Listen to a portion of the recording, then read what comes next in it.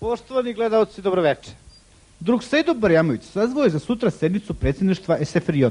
Na sednici će biti reči o razmeštanju plavih šlemova. Za razmeštanje plavih šlemova u Krajine biće 4 glasa, a nijedan neće biti protiv, kako kaže drug Bora Kostić. Branko Kostić je u Borovu Selu održao veliki narodni zbor pred više od 1,5 miliona ljudi. Sa jedne svadbe u okolici Vinkovaca otvorena vatra iz pištolja na oklopne jedinice kod Bogojeva. Uzvraćeno je žestoko iz višecrvnih bacača. U glavnom gradu Švajcarske, Brislu, UNESCO će da raspravlja kako do rešenja jugokrize mirnim putem, jer Hrvati se uporno brane i odbijaju da daju teritorije. Dok bi neki da ratuju, drugi rade. Vlada Srbije donela je 15% više zakona od plana.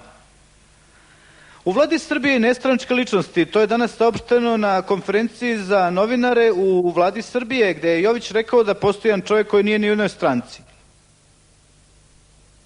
I kao da nebo plače za Jugoslavijom, sutra će biti promenjivo oblačno. Ako je izveštaj iz Borova Sela pripremljen, predlažem da ga vidimo.